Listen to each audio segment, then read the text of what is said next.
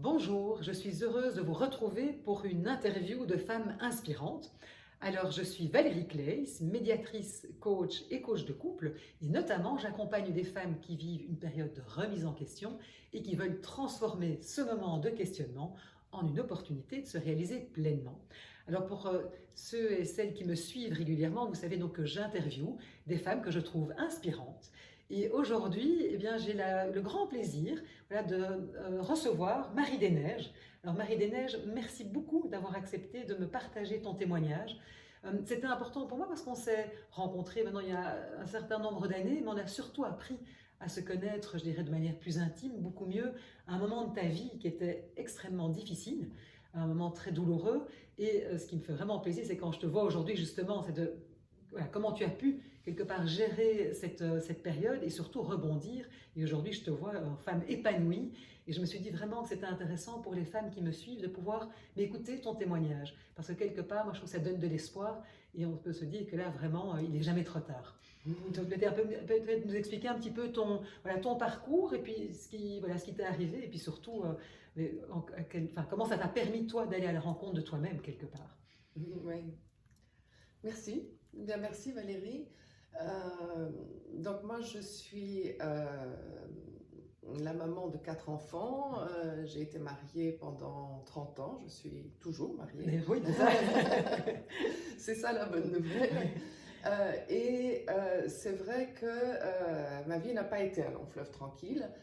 Au bout de presque 30 ans de mariage, les difficultés qu'on a rencontrées, mon mari et moi, nous ont amenés à nous séparer. Et à nous séparer avec énormément de colère, d'agressivité, au fond de violence. Hein. Et ça a été pour moi un choc vraiment terrible parce que en fait je croyais dans ce mariage, je croyais dans ça, et ce qui m'arrivait je comprenais rien. Je comprenais vraiment pas ce qui m'arrivait, et mais bon voilà, on a décidé de se séparer temporairement pour pouvoir mieux se reconstruire. Et moi, j'étais vraiment partie là-dedans. J'ai accepté cette séparation pour ça. Et je me suis très vite rendu compte que j'étais la seule dans cette optique-là, et que lui, très vite, avait, au fond, envie de tourner la page. C'est ça. Et donc, on s'est séparés. Ça a été vraiment un moment très, très douloureux. Parce que là, là, carrément, tu as vraiment touché le fond. C'était difficile pour toi. Oui, on peut dire ça comme ça. C'était... Alors, en plus, il y a eu... je veux dire, mes enfants ont eu des difficultés avec cette séparation, ce qu'on peut comprendre. Et je comprends, maintenant je comprends, etc. Mais ils ont quelque part... En fait, ma douleur, mon désarroi, mon désespoir a été très dérangeant pour eux. Très, très dérangeant. Et ils ont préféré ne pas le voir. Donc, au fond, ne plus me voir. Et donc, tu dis, ça a été un moment difficile. Moi, je dis que je me suis retrouvée avec une souffrance que je qualifie d'inhumaine. C'est ça, oui. Alors, ce n'est pas les gens qui m'ont infligé une souffrance inhumaine, c'est ma souffrance qui était inhumaine. Donc, ça, c'est... Je me suis retrouvée, au fond, seule, presque sans enfant. Oui, c'est ton mari qui n'était plus là. Oui. Et qui m'en voulait pour des choses que je ne comprenais pas vraiment. Enfin bref, j'étais perdue. J'étais vraiment complètement perdue. Ça a été vraiment difficile. Et très vite, il a demandé le divorce, et je me suis dit, ok, il va falloir que je gagne ma vie. Or, j'avais consacré 30 ans de ma vie à éduquer mes enfants, oui. Et même encore plus que ça, en fait, à essayer d'être la bonne maman que la société, que je croyais qu'il fallait que je sois, sans être la gentille et bonne maman que je suis. Et donc j'ai essayé de me conformer à quelque chose, j'ai essayé d'être aussi socialement la bonne épouse qu'il fallait aussi. Là, c'était un peu plus facile parce qu'il y avait vraiment tellement d'amour chez moi et tellement d'envie de rendre sa vie plus belle et sans tout à fait m'oublier. Mais en fait, petit à petit, un peu comme les cheveux qui poussent, je me suis oubliée. C'est ça que j'avais dit, tu as vraiment vécu finalement pour les autres. Enfin, pour les autres. Pour les autres. Hein. Oui, pour les autres. Ouais. Mais sans m'en rendre compte, ce Ouais. sont des choses qui arrivent tellement petit à petit, et quand on me voyait de l'extérieur, on se disait, waouh, elle s'impose, elle vit sa vie, elle se laisse pas marcher sur les pieds. Mais c'était pas vrai. C'était pas comme ça que je le vivais. Petit à petit, je me dévalorisais moi-même. Alors oui, c'est vrai, mon mari et mes enfants m'ont petit à petit aussi, sans s'en rendre compte, c'était pas du tout de la méchanceté, au fond assez peu valorisé. C'est assez facile de dire, ouais, mais maman, ceci, ouais, mais non, toi, t'as pas de condition physique, toi, enfin des petites choses, pas grave. Et puis, oublier de valoriser, oublier. Et petit à petit, je me suis retrouvée dans un état où je pensais que j'étais vraiment une nullité. Une nullité. Et puis voilà, je suis là, je dois gagner ma vie, mais je sais rien faire. Enfin, en tout cas, tu penses que tu ne sais rien faire. C'est exactement. important. Oui, c'est ça que je me dis. Je me dis, mais je sais rien faire, mais je suis bonne à rien, mais j'ai tout raté dans ma vie. Enfin, c'était désespérant. Hein. Bien sûr, parce que surtout quand tu te dis, moi j'ai tout mis pour mes enfants, mon mari, puis que finalement quand tout ça s'écroule, ah bah, du coup, comme tu dis, il ne reste plus rien. Et j'ai renoncé à mon travail. Alors, pas tout à fait, parce qu'en fait... Tu as quand même continué. J'ai fait des formations, je me suis formée à l'aromathérapie, quantique, petit à petit. Mais, et quand j'ai voulu en faire un métier, mes enfants et mon mari me disaient, ouais, t'es gentil, mais c'est un hobby. C'est ça, en fait, c'était de nouveau, c'était en deuxième, ça passait après, quoi. Alors j'ai essayé de m'imposer quand même, en disant, non, mais c'est important pour moi, il faut que je le fasse, mais en même temps, ils m'en voulaient, ils trouvaient que je m'investissais plus assez dans ma vie de maman, plus assez dans ma vie de mère au foyer. Du coup, tu étais un peu déchirée, en fait, finalement, quelque part, entre les deux, en disant, qu'est-ce que je fais? Je me sentais coupable de ça. Oui, c'est ça. Je me sentais coupable de ne pas être une bonne maman, de ne pas être une bonne épouse, et en même temps, je me sentais, en fait, pas légitime dans mon métier non plus, parce que j'étais trop... Bref. Quand je me suis retrouvée là, au fond du trou, j'ai rencontré une personne que je voudrais remercier aujourd'hui, qui m'a dit, tu sais, Marie des Neiges, tu vis dans le regard des autres. Absolument, oui. Tu vis dans le regard des autres. Et intuitivement, je savais que cette personne avait raison. Je savais que c'était vrai. Mais alors, comment on fait pour sortir de ça? Aucune idée. Et voilà, j'ai commencé à chercher. J'ai demandé de l'aide. Quand on est dans le fin fond du trou. C'est ça que j'allais dire, c'est important. Hein. C'est le moment de demander, dire help, aidez-moi. Parce que quelque part, sinon on reste tout seul et on n'avance pas, quoi. Ben, c'était pas une option, je vais te dire. C'était si je voulais continuer à vivre, il fallait vraiment que je demande de l'aide parce que je m'en sortais pas toute seule. Je savais pas quoi chercher. Enfin, je savais quoi chercher, mais je savais pas où ni comment le faire. Non. Et donc voilà, et alors j'ai commencé à chercher. Alors quelqu'un d'autre, un jour, il y a longtemps, m'a dit, toi tu es un pitbull. Eh bien, je suis un pitbull et je l'ai prouvé. J'ai cherché tous azimuts, et quand au début ça donnait pas de résultat, j'ai continué. Et quand je pensais que il y avait peut-être un autre truc que je pouvais essayer, et encore une autre personne à rencontrer, et encore, et pourquoi pas cette voie-là, et si c'était ceci, et si c'était cela, j'ai cherché mais tous azimuts. Oui. Et un matin, je me suis dit, ah mais c'est ça, vivre dans mon regard. En fait, c'était le début de ça, en fait. C'est ça. En fait, c'était vraiment un chemin pour apprendre finalement à se réconcilier avec soi-même et à s'aimer. Oui. C'était vraiment ça. Hein. C'était de se dire, ok, mais est-ce que je suis obligée d'attendre que ce soit l'autre qui me donne de la valeur, ou est-ce que je peux me reconnaître aussi ma valeur? Oui. Alors c'est quand même très chouette quand les autres vous donnent de la valeur. On est bien d'accord que mais c'est très difficile pour les autres de vous donner de la valeur si vous ne vous en donnez pas vous-même. Exactement. Et merci oui. Et ça, c'est vraiment quelque chose que j'ai expérimenté profondément. C'est-à-dire qu'en fait, sans doute qu'on m'a donné de la valeur avant, mais j'étais devenue tellement persuadée que je n'en avais pas, que je ne pouvais pas l'entendre. Soit je pensais que c'était de l'ironie, soit je ne l'entendais tout simplement pas.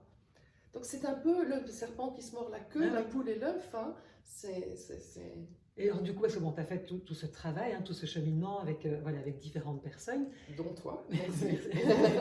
Et justement, Marie-des-Neiges, parce que bon, qu'est-ce qui en est ressorti? Parce que moi, quand on te voit aujourd'hui, tu n'es pas la même personne que quand voilà, quand je t'ai accompagnée il y a maintenant, il y a combien de temps? C'était il y a presque 2 ans, hein, j'allais dire, oui, c'est ça. Hein. oui. Et donc, dis-nous un petit peu, mais qu'est-ce que ça t'a permis de découvrir? Parce que, bon, en effet, ce chemin de reconnexion à toi-même, à te reconnecter à cette flamme de vie qui était là, mais voilà, qui n'était plus vraiment présente chez toi. Et aujourd'hui, parce qu'aujourd'hui, tu en es où? Qu'est-ce que ça t'a permis voilà, de redécouvrir et de mettre en lumière? Alors, d'abord, j'ai découvert que se reconnaître de la valeur, ça n'est pas de l'orgueil. Mhm. Ça, c'est sans doute une des... En fait, c'est une idée reçue. Et alors, je vais peut-être rebondir là-dessus parce que les idées reçues, je me suis rendu compte que ça faisait... ça peut faire beaucoup de mal. Je me suis coltinée, en fait, avec plein d'idées reçues. Il y en a que j'ai gardées, il y en a que j'ai trouvées juste au bout du compte. Et celles-là, je les ai gardées. Mais remettre en question une idée reçue, ça, c'est libérateur. Ça, c'est constructeur. Je veux dire, ça m'a permis de me construire et de me reconstruire. C'est compliqué de dire parce que en fait, c'est quelque chose qui était déjà en moi. C'est ça, j'avais dit, tu es venu, t'as reconnecté ce qui était déjà en toi. Oui, oui. Et que j'avais perdu et dont j'avais plus... Je n'avais plus la clé pour cet endroit-là de moi qui était un endroit vivant, constructeur, constructif. Non, ça a été... c'est pas si facile que ça, ta question, en fait. Non, je sais, mais en tout cas, ce que ça a amené, parce que bon, aujourd'hui, je vais dire qu'aujourd'hui, tu es avec ton mari. Oui. Donc c'est quand même intéressant, je dis que tout ce cheminement, ce moment où vraiment, comme tu dis, je me suis, mais j'ai touché le fond. Mais tout ce travail de reconnexion à toi, à ta valeur, justement de venir challenger des idées reçues, des croyances qui étaient franchement limitantes. Enfin, et aujourd'hui, justement, mais comment tu te sens et qu'est-ce que tu as remis? Parce qu'on sent bien qu'il y a une toute autre dynamique, aussi bien, je dirais, au niveau de ton couple, de ta famille, et puis de la réalisation de toi. Donc, et de ma vie professionnelle. Mais oui, c'est ça, complètement. Alors, une des choses que j'ai réalisées, effectivement, pardon, je t'interromps, une des choses que j'ai réalisées, c'est que je vivais, quand j'étais petite, j'étais la fille de. Oui. Et puis j'ai au fond accepté moi-même d'être la femme de. Ben oui. Et la maman de. D'ailleurs, quand on s'est rencontrés, j'étais la maman de. Tout à fait, absolument. Oui, tout à fait. Mais comme beaucoup de femmes, hein. Enfin, je veux dire, ce qui t'est arrivé arrive. C'est pour ça que je trouve intéressant ton témoignage, parce que finalement, on a été un peu formaté comme ça, d'être la fille de, la mère de, la femme de. Et on en oublie, mais nous. Et quand j'ai voulu devenir Marie-des-Neiges, moi, eh bien, les enfants de Marie-des-Neiges et le mari de Marie-des-Neiges ont dit oui, mais là, et en fait, il y a quelque chose qui est assez important, je trouve, c'est ça m'a mise en colère en fait quand ils ont dit et Et ça m'a mise en colère et je me suis fâchée contre eux. J'ai dit non, mais moi je peux exister, mais moi j'existe, et j'existe, et j'existe, et j'existe. Et donc cette colère a été extrêmement positive, en fait, et constructive. En fait, oui et non. Au bout du compte, elle a été très constructive. Au départ, peut-être. Mais c'est-à-dire que quand je m'exprimais dans cette colère, en fait, la colère, je me suis rendu compte que c'est quelque chose qui peut être très constructif, mais ça dépend comment on l'exprime, ça dépend ce qu'on en fait. Et donc au début, quand j'étais tellement indignée de ce qu'on ne me reconnaissait pas, en tant que, voilà, qui j'étais, eh bien, je me suis fâchée et eux non plus, ils n'ont pas pu entendre ça. Et c'est après, moi en fait, il a fallu, c'est presque cette année de séparation où j'ai vraiment vécu dans une solitude, non, dans un sentiment de solitude, parce que j'étais pas seule.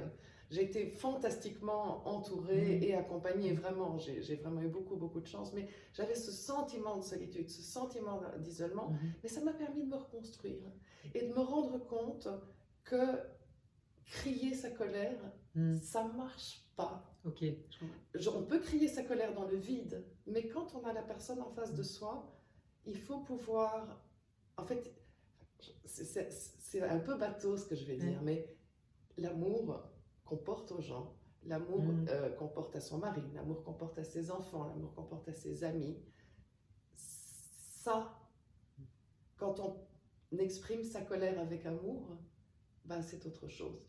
Et franchement, c'est ce qui nous est arrivé, et à mon mari et moi, et à mes enfants et moi, c'est que il n'y a jamais trop d'amour en fait. Oui.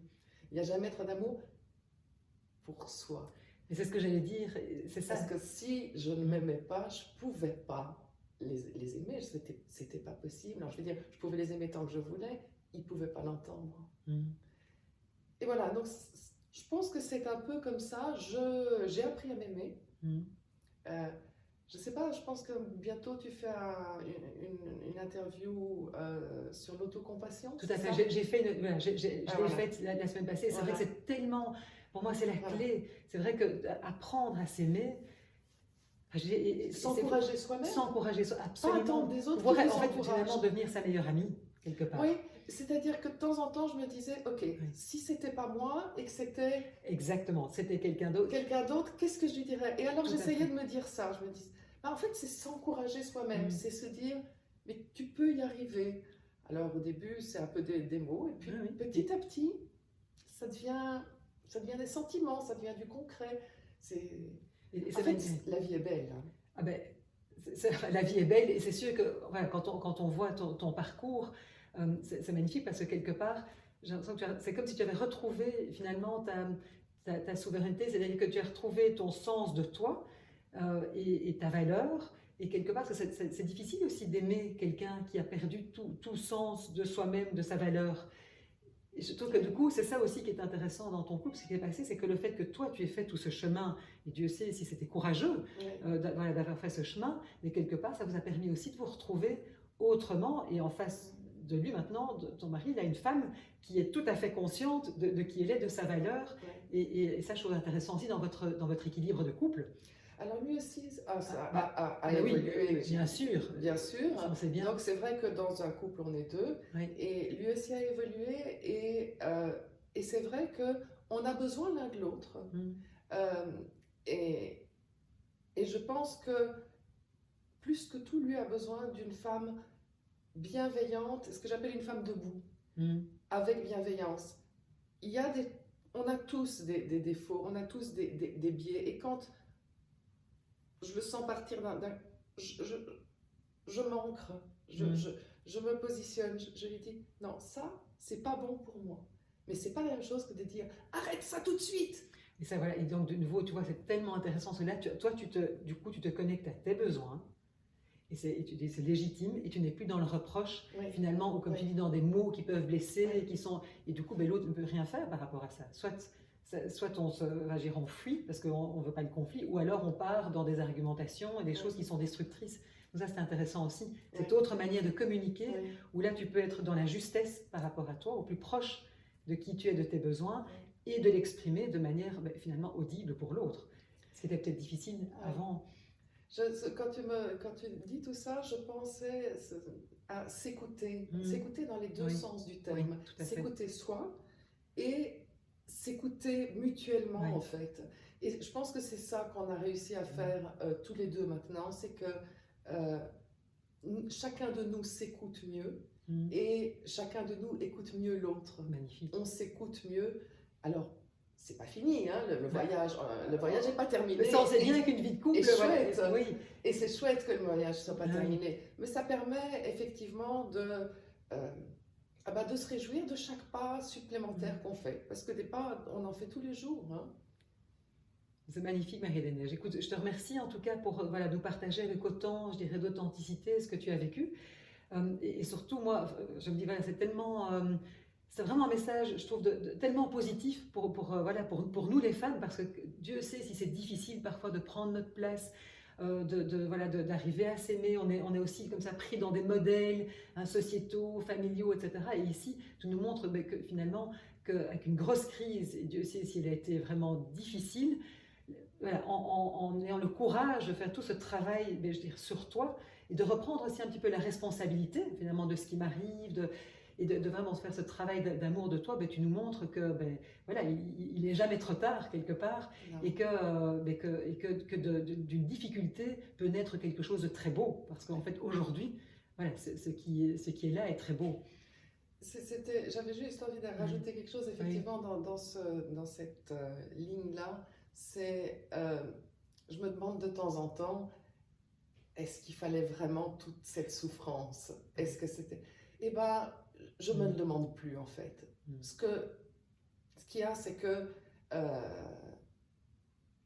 il y a ma vie aujourd'hui et ma vie aujourd'hui, c'est peut-être la première fois que je le dis, ma vie aujourd'hui, elle vaut d'être passée par tout ça parce que vraiment, elle est belle et elle est vraie et elle est authentique, je sais pas, elle est juste. Elle est juste. Elle est juste et voilà, c'est pas facile à exprimer, mais aujourd'hui, je me dis, ça valait la peine de traverser ce désert-là si c'est pour ce résultat-ci.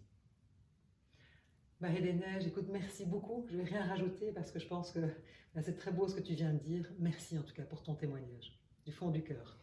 Merci.